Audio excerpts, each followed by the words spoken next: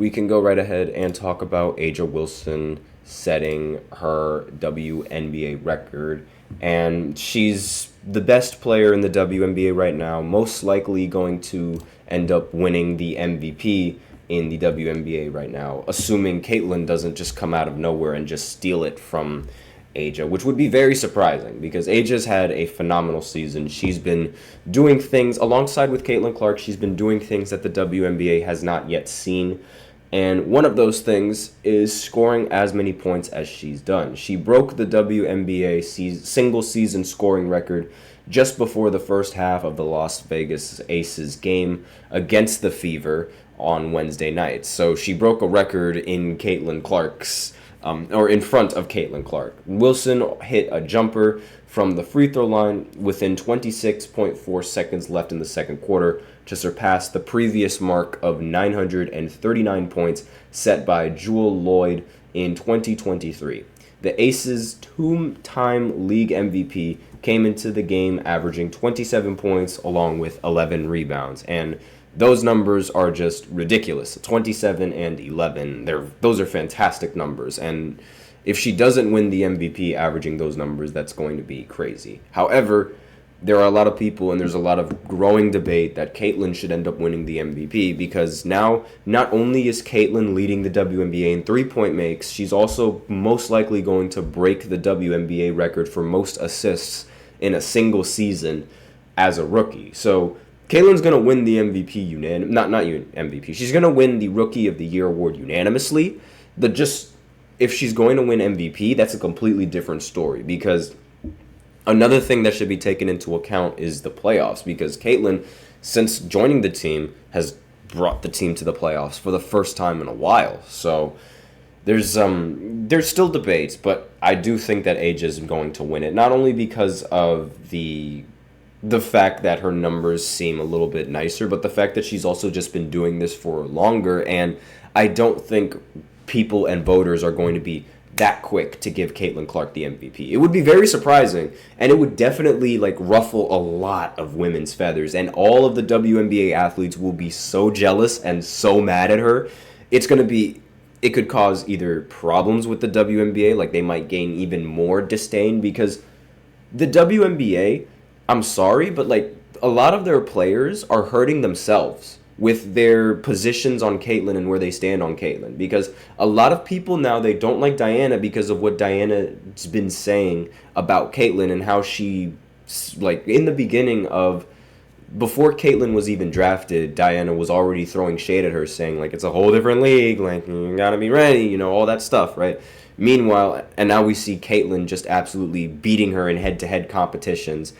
And her reputation has sort of taken a hit, despite the fact that she's been winning. She won the gold medal, for crying out loud, and people still don't like her. So a lot of these WNBA players, they really ruin their reputation, and you really don't want your reputation to be ruined. But just off of something as dumb as that, or as mindless as that, I should say. Pardon me for my poor sense of words, but as something as unnecessary or as mindless as that, and. But I do have a feeling that. Let me know in the comments what you guys think. Do you think Aja is going to win the MVP, or do you think Caitlyn is going to win the MVP? And if Caitlyn wins, how much of an uproar do you think that's going to cause with the entire franchise, and or with the fan base and with the rest of the WNBA players? So Aja, she finished the game with 27 points, 12 rebounds as Las Vegas ended up winning 86-75. And Wilson credited her teammates for helping her break the record. She's saying, I don't want to sound cliche when I say this, but I don't get any of that without every single teammate along the way. I'm so grateful to be able to play with selfless women. She said, my teammates are the heartbeat. They keep me going. I don't get any points without them passing me the ball. Or passing me the basketball, excuse me. So the points are great. They're always going to be there. I'm never going to stop shooting, but the group that we have in this locker room has something that I'm truly so happy to be around. Wilson needed just 35 games to break the WNBA record, who was previously set by Lloyd, who did it in 38 games. So Wilson's previous high was 912 points set in 40 games last season. And she now has 956 points this season and could potentially be the first player in the league history to reach 1,000 points in a year, which will be very, very impressive.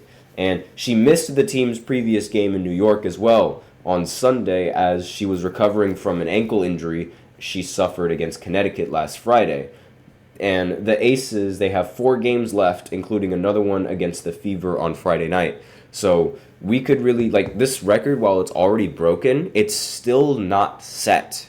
So we could see the points total increase dramatically, and there is a watch to see on whether or not she's going to end up surpassing the 1,000 point marker, because let's see. Let's do some math here. So there are 4 games left, and there is 956 points on the board that she has right now. So 956 minus 1,000 is going to be minus 44. So that's going to be 44 points that she'd have to score. So in the span of 4 games, she'll have to score 44 points, meaning that in each game she has to score at least 11 points, and then she gets 1,000 points.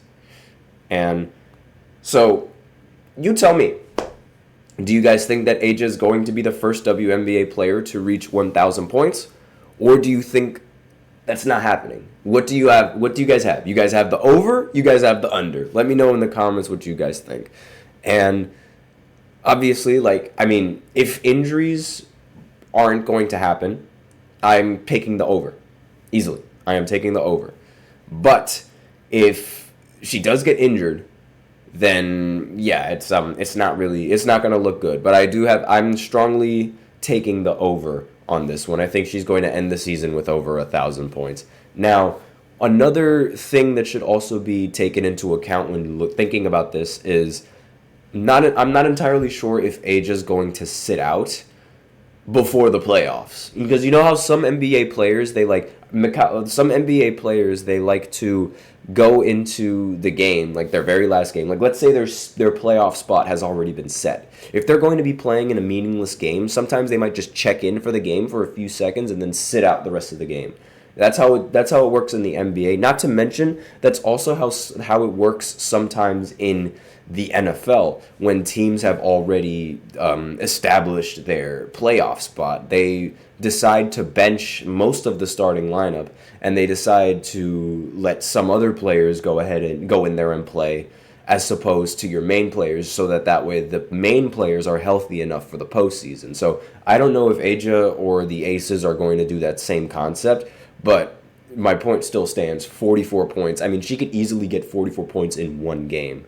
So not really that big of a deal in my opinion. I'm going for the over. So let me know in the comments if you think she's going to get over 1,000 or if you guys think she's going to get below 1,000 points in this season. But aside from that, we are out of time for second segment, So now I'm going to go ahead and go into the third segment where I talk a little bit about DeMar DeRozan and some of his bold takes that he's had recently that I've been hearing and I've been watching. I've been looking at quotes that he said, and I'm really questioning him. And I just wanted to go ahead and talk a little bit about that in this segment. So I'll be right back after this short break, so be sure to stay tuned. Looking for your daily fix of sports talk without having to pay for it? GSMC Sports Network is available on YouTube. Just search GSMC Sports Network. Get your fix of daily sports talk shows on YouTube, absolutely free. NFL, college football, NBA, MLB, MMA, UFC, fantasy football, and so much more. GSMC Sports Network has shows running all day long, with new sports shows starting every 2 hours. Just like on your favorite cable sports channel, except GSMC Sports Network is absolutely free. Just search GSMC Sports Network on YouTube to catch one of your new favorite shows, like the GSMC College Football Podcast, Chip Shot Football Podcast, Hoops and Heels Women's Sports Podcast, GSMC Basketball Podcast, and so many more. Check it out for yourself. GSMC Sports Network, now available on YouTube absolutely free. Search GSMC Sports Network on YouTube right now.